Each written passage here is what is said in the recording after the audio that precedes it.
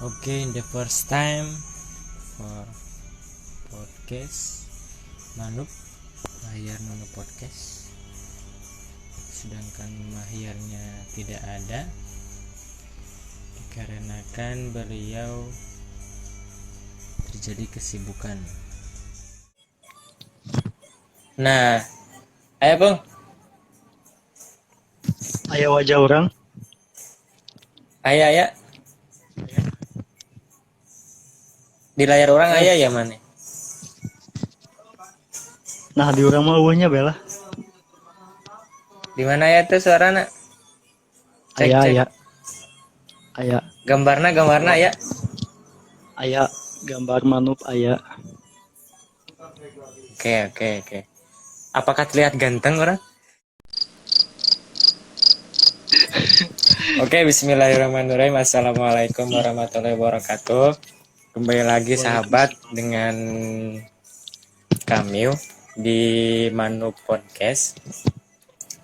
Kali ini kami kedatangan narasumber yang memang belum lama ini terlihat dan baru muncul ke permukaan bumi.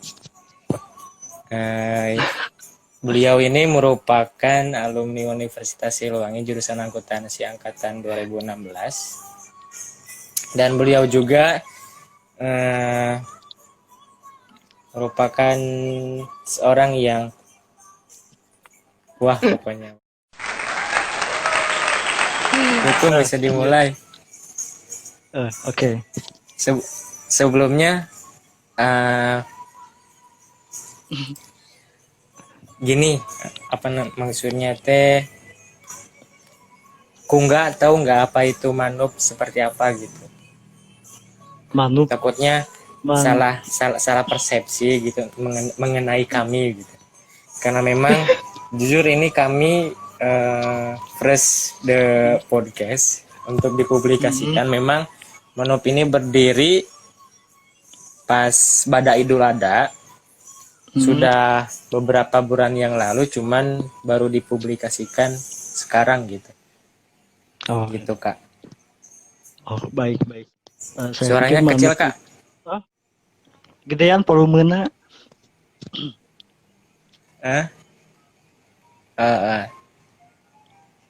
Halo. Nah. Pas pertama lihat konten yang Manup, gimana ya? Dikirain itu bukan podcast kan? Dikirain itu blueprint project gitu.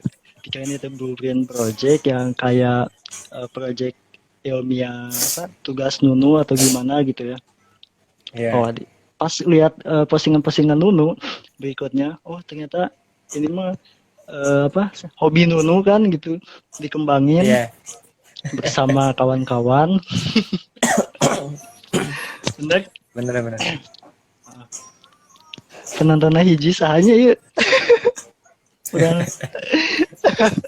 Lanjut weh. Oke, lanjut ya.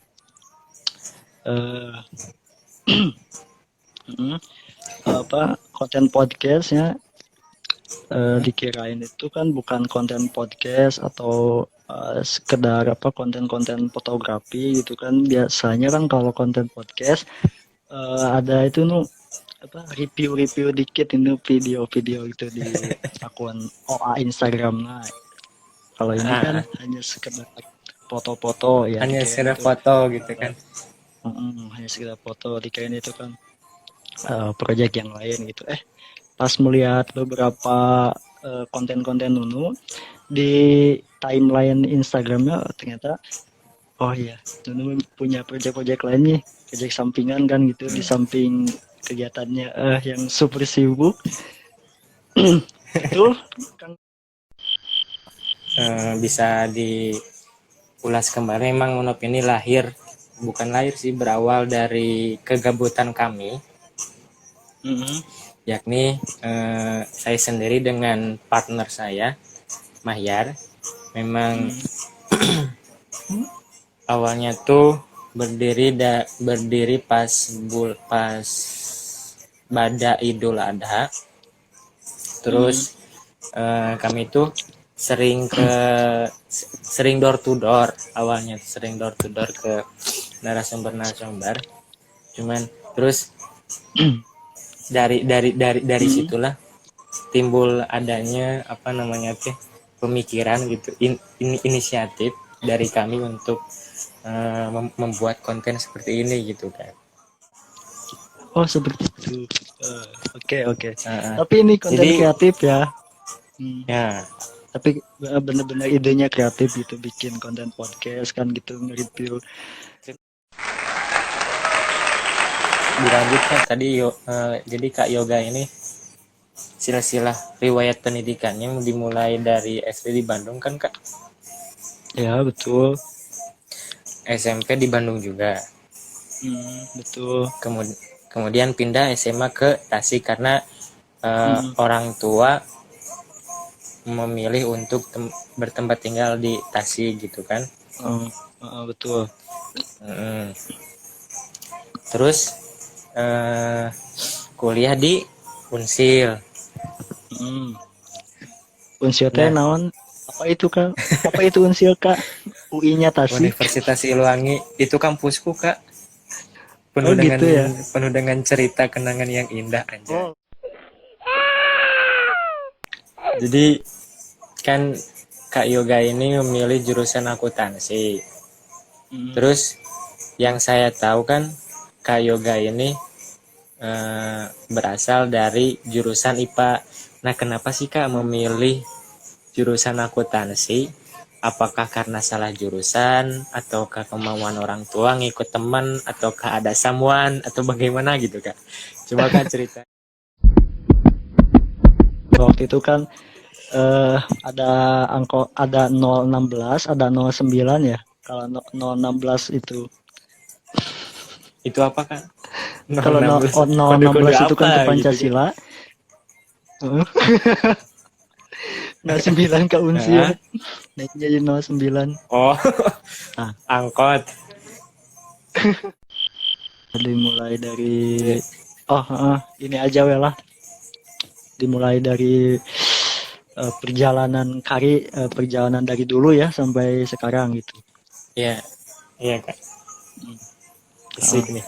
Jadi kalau dulu itu kan jadi saya tuh manut gitu. Dari satu tempat ke tempat lain itu kan sering berpindah-pindah gitu. Jadi enggak nomaden, enggak lama gitu kan. Pertama-tama itu pas kecil itu kan tinggalnya pas kecil umur berapa ya? Umur 5 atau 6 tahunan lah. Kan tinggalnya di daerah Tangerang sekitar 2 tahun. Terus saya pindah dari Tangerang itu kan pindah ke Bandung gitu. Dari Bandung pindah ke Tasik. Jadi sebenarnya ada konflik jati diri di sana itu kan, jadi bingung. Saya tuh betahnya di mana gitu kan. Jadi nggak ada tempat yang bener-bener gue banget gitu kan. Misalkan kalau Nunu kan dari lahir sampai sekarang di Banjar, berarti ini mah gue banget di Banjar banget misalkan gitu. Kalau sama jadi ada konflik batin kan tuh. Sebenarnya saya itu betah banget ya di mana kan gitu. Jadi sampai sekarang juga masih nyari-nyari betahnya di mana gitu. Passionnya di mana gitu. Ya gitu. Oke, lanjut sampaikan ke tahap mau masuk kuliah. Waktu itu kan tes SBMPTN. Pas tes SBMPTN itu dari SMA hampir semuanya memilih ke bukan Unsil, hampir semuanya. Rata-rata ke itulah Indonesia, Jawa bagian barat ke sana, sama ke daerah Bogoran lah gitu sama teman-teman. Kalau saya sendiri waktu itu kan pengen milihnya ke Universitas U yang ada di Bandung.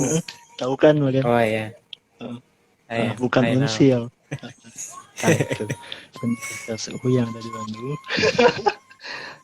Aduh, eta lagu eta mah tak tundus ya. Entah ketang bae we eta. Kan diiringi. Salah ini. Nah, jadi eh, pas begitu awal tahap SNMPTN kan ada beberapa yang Mm-mm. lolos, ada beberapa yang tidak. Kalau yang lolos sih, itu mah syukur banget ya, enak gitu nggak usah ada tes-tes lagi gitu kan. Kayak Mm-mm. Nunu kan itu mah SN-nya, SN jadi nggak Senam ada PTN tes lagi. dong, diundang oleh SN Unsir. diundang, enaknya diundang. Terus langsung dapat KTM kan di saat Heeh. teman-teman yang lolos itu cuma satu kalau nggak salah. Ya itu juga yang keunsur kan, yang lainnya ke univ lain nggak lolos karena di blacklist kan gitu. Nah Weh. akhirnya lanjut ke tes SBMPTN tuh. Pasti SBMPTN kan challenge-nya lebih besar lagi, terus apa treatnya juga lebih besar lagi karena kita kan berhadapan dengan ribuan mahasiswa yang pengen juga masuk ke univ-univ yang dipilih gitu. Iya. Seperti itu kan. Kalau Kak Yoga ini kesibukan selama pandemi ngapain, ngapain aja nih Kak? Dengar-dengar Kak Yoga ini sedang menekuni tanaman hidroponik kalau nggak salah. Nah, coba Kak bisa cerita ini awalnya bagaimana sih kok bisa menekuni kegiatan itu gitu? Apakah karena memang gabut atau bagaimana? Bener, salah satunya tuh gabut no.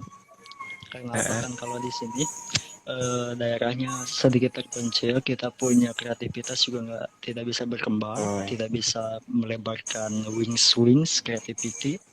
Jadi apapun yang kita lakukan ya harus dilakukan dengan strategi-strategi yang yang agak oh, sulit gitu. Kalau misalkan membuka bisnis kan di sini sulit untuk berkembang. Waktu itu juga kan saya pernah cerita gitu ya, Nu. Saya punya iya sih Kak. beberapa bisnis gitu, malah bangkrut, nggak jalan. Nah, lalu Terutama pas lagi situasi kayak gini ya Kak. pas lagi Susah situasi kayak juga. gini kan agak susah juga. Waktu itu juga kan pas bulan puasa kan nyobain bisnis yang lain lah gitu sama orang tua kan di sini. Tapi cuma bertahan berapa minggu ya, 2 minggu lah sama bulan puasa. Emang itulah sulit gitu. Ditambahkan masyarakatnya di sini kurang konsumtif. Terhitung cuma berapa ratusan, dikit banget pokoknya. Bisnis apa itu Kak? Pokoknya kalau biasa lah gitu, ada dagang gitulah. Oh, Dagang kayak gitu ya lah pokoknya. tadi yang eh, jenis tanamannya itu seperti apa sih Kak? Yang tanaman Oh iya. hidroponik itu kan kan banyak nih jenis-jenisnya. Yang Hmm. Kakak tanamin itu seperti apa gitu? Oh iya. Jadi eh saya ceritain dulu ya awal mulanya kenapa saya tertarik dengan yang namanya hidroponik atau Si, tanaman yang kayak gitu ya. Jadi awalnya waktu itu di KKN, di KKN, oh KKN. Boleh nih di sahabat. KKN itu kan saya Jadi, punya teman. ah, di KKN itu saya punya teman, dia itu anak agroteknologi. Dia itu ya itu cukup cewek apa cowok? pandai. Ya Temennya nggak cewek penting apa lah cowok? cowok, nggak Oh, penting cowok atau cewek. Tapi dia itu cukup itu ya menekuni bidang yang sama, oh iya, yang hidroponik itu sama-sama suka hidroponik. Cowok sama cewek sih ada sih, dua gitu kan, 2 orang iya di iya. sana. Iya. Terus pas saya coba tanya kan gimana gimana caranya gitu. Terus dia itu bilang ya nanti aja lah, kan kita juga ada project hidroponik di KKN gitu Mm-mm. katanya. Oh ya udah, senang gitu. Pas hari H-nya itu, pas di launch yang project hidroponik, eh saya lihat kan dari proses awal sampai si tanamannya itu mulai mulai berumur 3 mingguan. Oh Mm. ini berhasil ternyata gitu. Oh dikasih tahu caranya, ilmunya gini gini gini gini. Pas setahun kemudian kan, tepatnya beberapa bulan ke belakang gitu, saya cobain dulu di rumah kan sambil mengisi sambil ngejain skripsi kan waktu kemarin. Iya. Kalau apa gabut-gabut kan kita bisa ngurusin itu tanaman. Ya. Kalau bahannya apa aja itu kak? Hmm? Oh iya itu kalau tanamannya itu eh, tunggu nu.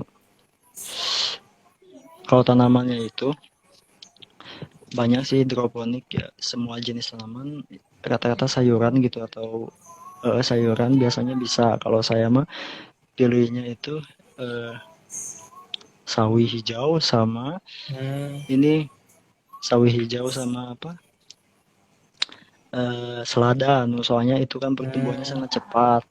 Itu juga yang di luar itu baru hampir 3 minggu udah wah udah gede Udah banget dipanen. lah, sekitar 10 hari lagi gitu kan, kita mau nunggu Oh, sampai bener-bener apa besar gitu supaya nggak terlalu muda nggak terlalu tua kan gitu. wih keren Kalau nih. terlalu tua Bisa aja. nah yang yang unik itu hidroponik nih. Kan yang Ya. namanya hidroponik nggak pakai tanah kan, Hmm. tanaman juga butuh nutrisi, itu yang unik juga kan. Bukan cuma manusia, kalau saya kan pakai nutrisinya. Kayak yang pakai susu formula kayak gitu kan kalau manusia. Kalau ini Heeh. kan beda lagi, kita bikin fermentasi dari Ya. gula, biasanya gula, terus air cucian beras, terus ditambah Oh mikroorganisme. iya. Nanti itu ditunggu sama seminggu. Nah Aduh, nanti anak kan IPA banget ini mah. nah, IPS mana ngerti. nanti langsung dimasukin ke pokok nama, intinya begitu. Pas sudah siap Oh, selama 1 minggu, kalau udah wanginya itu udah sedap pokoknya, berarti itu udah bisa dimasukin. Nah itu tuh suka banget tanaman sama yang kayak gitu, pertumbuhannya juga akan cepat. hmm. Jadi itu. Nah, bagus juga nih buat buat para sahabat gitu kan. Eh, di masa pandemi kayak gini bisa juga ngikutin dari cara Kak Yoga gitu. Menekuni tanaman hidroponik ya kan. Hmm. Ya Oh itu iya, masih Kak sekedar Yoga hobi ini aja gitu. Hmm. ya kan Lalu berbagi berbagi pengalaman gitu Kak. Dengar-dengar Kak Yoga ini suka nulis konten-konten gitu ya Kak. ya Bener konten-konten nggak? gitu.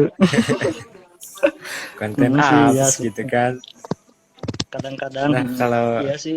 nah kalau kalau boleh tahu konten yang konten yang kakak buat ini yang kakak buat ini seperti apa sih Kak? Oh ya, kalau saya mah kan apa? Kalau sekarang belum ada konten yang apa? Yang fix ini konten topiknya ini. Sampai sekarang saya masih menulis beberapa topik yang apa? Yang banyak banyak temanya gitu.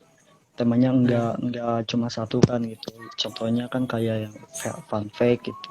Kalau fun fact biasanya waktu itu saya nulis di IDN Times, pernah apa diterbitkan juga kan di IDN Times beberapa kali, tapi waktu itu kan biasa kesibukan di kampus jadi ditinggalkan itu.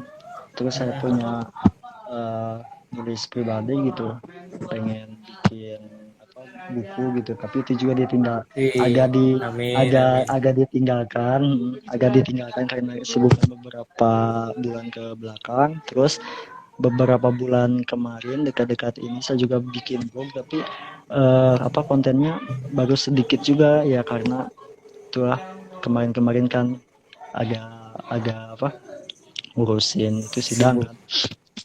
Iya, Sibuk iya. juga gitu. Nah sekarang Boleh kan tahu Kak nama nama blognya apa Kak? Siapa tahu bisa bisa dikunjungi gitu. uh, blognya itu apa ya, lupa lagi. Oh, morning leads. Itu menyangkut tentang tentang apa gitu? Apa random? Random, masih random itu. temanya masih banyak, Hmm. nggak fix satu tema gitu, masih banyak itu temanya. Soalnya kan kita juga pengen lihat respon dari pembaca banyaknya di mana kan. Kalau misalkan banyaknya di tentang review ini misalkan, atau dari tema-tema sosial, oh berarti harus diperbanyak konten-konten seperti ini misal gitu. Oh, Hmm. kalau kalau tutorial ada nggak kak? Yang tutorial kayak Tutorial gitu? ya pengen sih buat ya kayaknya ya Mm-mm. boleh juga sih, bagus ya, bagus idenya buat konten tutorial kayak gitu. Kalau saya sih Tutorial tanaman hidroponik kak tuh. oh Bisa kan? tutorial iya, tutorial naonnya, tutorial tutorial masak pakai magicom. Mm-mm. Nah, kayak ini kan kemarin kemarin habis habis sidang gitu ya, Mm. sidang skripsi.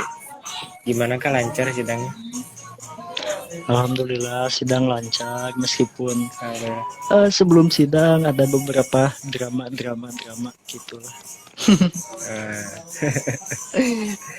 nah, Ada beberapa boleh dong kak drama yang ceritain oke. Jadi saya cerita mulai dari sebelum UP. Dari sebelum UP kan saya udah perjuangan ya, uh, perjuangan perjuangan. dan pengorbanan kakak selama bikin laporan sidang akhir gitu. Oh, oke. Saya ceritakan dulu dari ujian itu ya. Ujian apa UP. Mm-mm. Pertama-tama itu kan waktu dari awal pengajuan judul itu kan udah di ACC gitu kan. Cepat ya, di ACC-nya lumayan cepat kan. Itu udah Mm-mm. soalnya kan lebih awal gitu. Saya berekspektasi pasti lulusan juga cepat, tapi waktu itu kan langsung ada PSBB segala macam, jadi agak susah juga kan. Sementara dosen-dosen pembimbing pengennya online, tapi dosen-dosen yang lain mah bisa offline kan gitu. Jadi saya kesusul sama yang di ACC akhir-akhir, terus Mm-mm. ada drama juga selama 2 bulan nggak direspon sama dosen pembimbing. Selama Ah, 2 bulan itu ya gitu aja lah, kebingungan gitu mau ngapain kan ini. Laporan udah siap, tinggal direvisi gitu, tinggal di ACC gitu. Terus udah ceritanya udah beres sedang UP, pas mau sedang kompre itu masih jaraknya deket-deket banget sih Nu ya, tapi yang jadi tantangan tuh ya itu dosen pembimbing. Dosen pembimbing juga kan mungkin kalau lagi pandemi kayak gini pengennya online gitu, nggak bisa offline. Hmm. Jadi kan menghambat waktu juga kan Nu, gitu yang mm-mm. harusnya tepat di semester 8. Waktu kemarin mah dikirain mau masuk ke semester 9 kan, ternyata pas saya lulus masih di semester 8 gitu kan. Dramanya kayak gitu, harus apa, ekstra ngejar waktu juga kan, ekstra ngejar dosen gitu, dosen yang tadinya ya cukup sulit dihubungi, dipaksa gitu kan, di chat sehari sehari 4 kali lah di chat terus-terusan. Pada akhirnya dia muncul di ACC, terus langsung lanjut ke dosen satu lagi, langsung di ACC. Terus berhasil gitu. Berhasil di ACC dua-duanya. Lalu sidang kompre, pas sidang kompre ya alhamdulillah dapat nilai A ya Nu. Berapa dapat nilai A? Setidaknya Oh, jadi setidaknya langsung yudisium apa gimana? yudisium nunggu 3 jam kalau nggak salah. Setelah itu alhamdulillah dapat nilai A Terus setidaknya dikasih lah. nilai, Hmm? langsung dikasih tahu nilai apa gimana? Langsung dikasih tahu nilai 3 jam setelah sidang. Ya setidaknya lah perjuangan teh terbayar gitu. Perjuangan. Perjuangan terbayar gitu. Kalau melihat dari kakak-kakak tingkat kan ada yang angkatan bukan 2000, di bawah 2016 kan, ada yang sidangnya kan Hmm. nilainya ya pas gitu cukup, tapi kan misalnya saya bersyukur gitu kan, meskipun telat dari teman-teman yang lain untuk sidang komplit, tapi setidaknya dapat nilainya memuaskan untuk diri sendiri gitu lah. Hmm. Gitu. Ada kebahagiaan tersendiri ya kan. Nah, ada kebahagiaan tersendiri di balik semua penderitaan yang telah dialami aja. Nah, kan kakak ini udah lulus nih. Terus bentar lagi juga kan wisuda. Nah, kalau boleh tahu apa sih tujuan kakak setelah wisuda, mau kemana gitu planningnya? Apakah mau berbisnis, terus mau menekuni si tanaman hidroponik, ataupun atau Aduh, judulnya diganti ini mah. Jadi mesti eh, ada apa dengan tanaman hidroponik? Bukan lika-liku kehidupan yoga. lanjut. Terus apakah mau nerusin konten, terus mau kerja atau langsung akan aja. Akan gini ya, kalau misalkan wisuda kayaknya nggak mungkin ya, jaraknya lama katanya. Wisuda itu bulan Februari, berarti masih lama ya. Kalau ada rezeki mah 2 bulan mudah-mudahan deh. we gitu. Januari malah mah tuh Februari. Nope. Tuh bisa ngundang November. November digeser sama digeser Oh, jadi digeser jadi Februari entah Januari kan. Kalau nunggu itu pasti lama sekali ya sedangkan eh tahu lah ya bakal semakin menipis gitu, penghasilan minus. Ya sebisa mungkin gitu ya. Kalau saya mah kan aduh, apa, krisis banget kan itu, nggak dikasih bakal gitu kan, nggak di, kalau udah beres kuliah makan uang sakunya sedikit gitu kan, nggak dikasih lebih kayak pas kuliah mungkin kayak gitu. Ya kalau ada gak bisa panggilan Weniko kerja, gitu.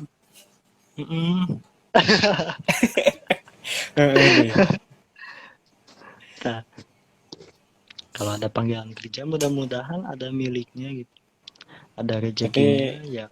udah ngelamar. Melamar beberapa udah sih, udah melamar beberapa dan banyak, dan kebanyakan itu penolakan. Oh, uh, sakit sabar hati. sabar Sakit kak. hati. Rezeki mah gak akan kemana. Ya Tapi benar. dia yang kemana.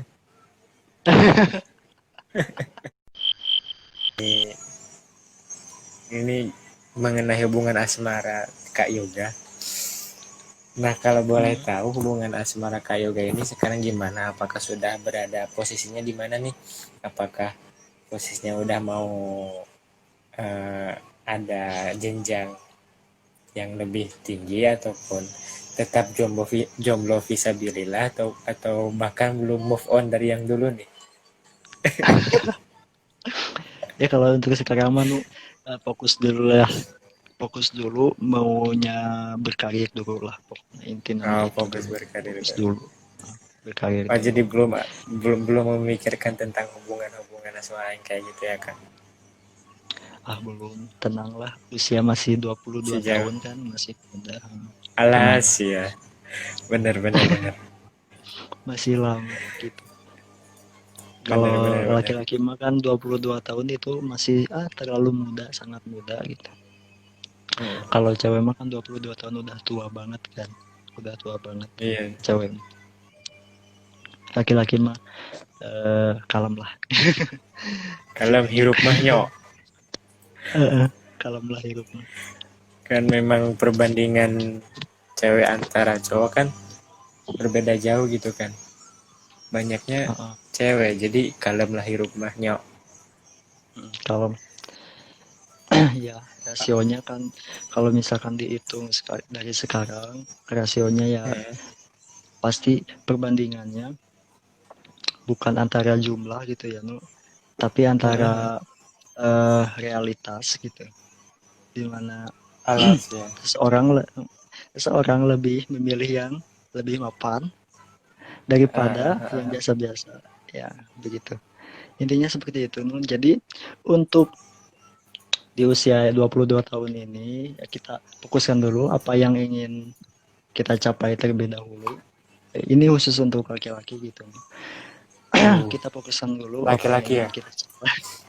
Hmm, apa yang ingin kita capai, kita fokuskan Heeh. dulu apa prioritas apa yang kita mau kita buat dulu apa skala-skala tertentu gitu. Kita tentukan dulu jenjangnya seperti apa misalkan gitu. Ya saya baca ini nih dari apa penelitian gitu nih. Pernah baca yang kayak gitu Hmm, tentang self development. Itu kan saya juga nulis tuh tentang self development. gimana itu kak? Iya, ini kan berhubungan dengan Insecure. insecure quarter life crisis. Itu benar-benar kita alami di antara umur 22 sampai 25 tahun. Itu kita Hmm. mengalami quarter life crisis. Makanya itu untuk laki-laki kita harus matang terlebih dahulu sebab kita harus melalui quarter life crisis itu kecuali jika apa kehidupan kita cukup memadai misalkan kita udah merasa diri kita udah baik banget gitu udah cukup lah gitu udah cukup berbekalan meskipun apa kita melanjutkan ke jenjang yang lebih serius di umur 20 tahunan Mm-mm. gitu itu kayak nggak akan terjadi quarter life crisis. Sebagian besar Mm. secara umum gitu orang-orang di dunia mengalami quarter life crisis baik laki-laki ataupun perempuan gitu. Tapi sebagian besar itu perempuan di usia antara 20 sampai 25 tahun. Soalnya apa gimana ya perbedaan antara framework gitunya nu Mm. atau kalau Teh Halo Yanti Kak Yanti. perbedaan antara framework laki-laki sama perempuan itu kalau laki-laki lebih memandang dari berbagai sudut pandang betul nu. Benar-benar. Lebih memandang dari berbagai sudut pandang kalau perempuan mungkin lebih memandang dari sudut pandangnya sendiri gitu kan oh ya begitu tapi itu secara alami seperti itu katanya gitu Hmm. kata beberapa penelitian itu juga. Nah kalau mengenai tentang quarter life crisis pernah nggak Hmm. sih nu ngerasa kita itu useless gitu setelah kita udah beres kan kuliah kita mikir gini kadang-kadang mikir gini dapat apa gitu sama kuliah dapat apa kita bisa apa coba gini dari misalkan 60 mata kuliah selama 4 tahun yang masih ingat apa nu coba pasti cuma satu atau dua tiga kan ya Hmm. betul. Mm. Hmm. Tapi Benar-benar. yang paling penting itu apa nu selama proses pembelajaran di kampus kita nggak akan bisa dapatkan di luar kampus gitu. Kenapa kalau di kampus kita itu bisa apa membentuk bisa belajar untuk membentuk framework atau kerangka berpikir dari segala permasalahan yang akan kita hadapi ke depannya. Benar-benar. Itu sangat penting ya, itu sangat penting sekali itu bekal sampai bahkan bahkan sampai ya kita mati mungkin ya. Kita harus selalu apa mampu menyelesaikan permasalahan-permasalahan tanpa harus halo Halo, jelas Kak? jelas. Hmm. Kita Jelas. harus mampu menyelesaikan permasalahan-permasalahan gitu eh, dengan cara yang bijak gitu dengan cara yang kita banget intinya begitu kalau kita misalkan di luar kita nggak akan bisa belajar tentang framework seperti ini mungkin kalau di kampus kita kan bertemu dengan berbagai macam karakter orang betul. Iya, benar. Nah, kita juga belajar dari mereka kan secara tidak langsung Benar. kita belajar mengamati tingkah laku mereka kita belajar mengamati bagaimana mereka menyelesaikan permasalahan gitu.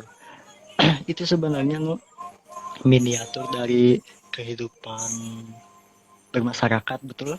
Di kampus itu betul, miniatur betul. kehidupan bermasyarakat kan? Itulah memang kehidupan. Mm-mm. Iya mak, itu benar, itu betul sekali no. Itulah sebabnya makanya sangat penting sekali gitu untuk saya apa eh, mendapatkan pendidikan yang lebih gitu no. Contohnya di kampus seperti itu. Iya, kembali lagi kepada quarter life crisis yang tadi.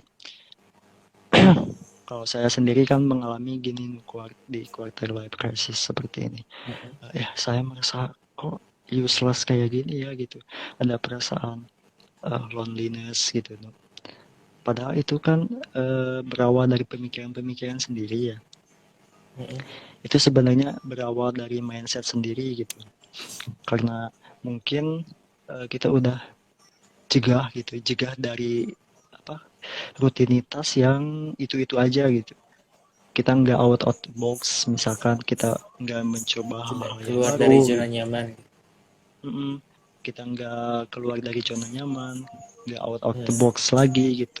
Sedangkan kan waktu dulu ya mungkin waktu kita apa di kosan mah kita pasti setiap hari ada hal-hal yang baru, misalkan di kampus gitu kan. Hmm, ada apa proyek segala macam gitu. Jadi selalu ada eksplorasi gitu, ada petualangan yang baru gitu setiap hari. Sedangkan setelah kita menuju tingkat akhir kan di semester 7 atau 8 kita hanya berfokus pada diri sendiri. Mungkin setelah beres skripsi segala macam juga kita juga bakal berfokus pada diri sendiri juga gitu no. Dan itu Iya. yang disebut dengan quarter life crisis. Jadi kita itu eh, tidak yakin dengan kemampuan diri sendiri, padahal kemampuan itu ada. Kita Yes. itu secara alami seperti itu. Itu enggak. Sebagian besar manusia merasakan seperti itu di usia antara 22 sampai 25. Meragukan kemampuan sendiri, terus merasa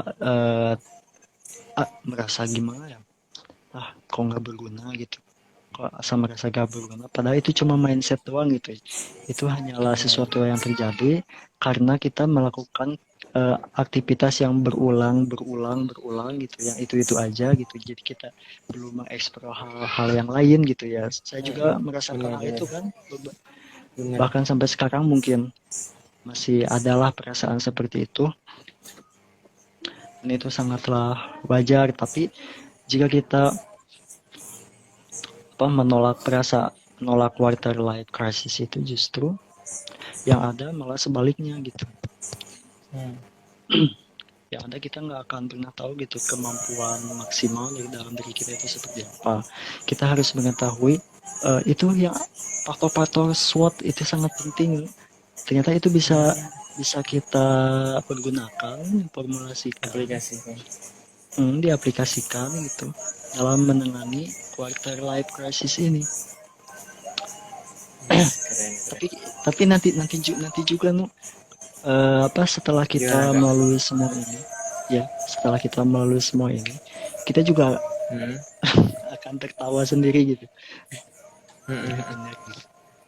Kita pernah Hmm. merasakan yang namanya quarter life crisis. Kita uh, punya effort masing-masing gitu. Kita punya Hmm. usahanya masing-masing melalui semua itu gitu. Nanti akan ketawa sendiri kita membayangkan apa yang pernah terjadi gitu selama kita quarter life crisis gitu. Kok dulu gini, kok sekarang gini gitu kan? Ya gitu. Nanti akan perbandingannya gitu. Bener nggak? Nah, terus yang saya pernah baca juga ya di salah satu situs psikologi apa ya lupa lagi pokoknya. Salah satu Gimana jurnal tuh kak? juga sih. Jadi siklus kehidupan itu kan berubah setiap 7 tahun sekali. Halo?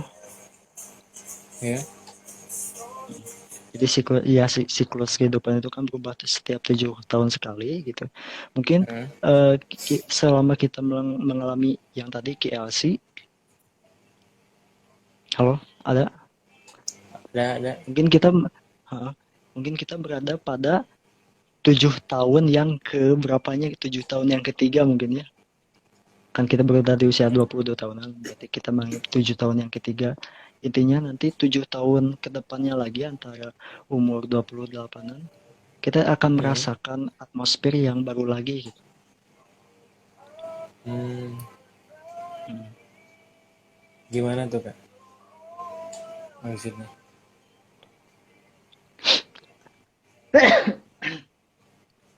Jadi kita akan merasakan lagi perbedaan dalam menjalani life gitu. Dari daily life kita akan mengalami perubahan dari hari sekarang. Itu akan terjadi, itu yakin pasti akan terjadi. Soalnya kita, apakah Anda pernah melihat gitu manusia yang justru mundur gitu? Tapi rata-rata kan manusia itu justru berjalan ke depan gitu, bukan berjalan ke belakang. Sekecil sekecil apapun posisi kita, pasti kita akan selalu mengalami perpindahan posisi gitu, kemajuan ke depan, Berubah. dan itu akan terjadi setiap 7 tahun sekali ya. Itu berdasarkan penelitian pada jurnal-jurnal ilmiah gitu.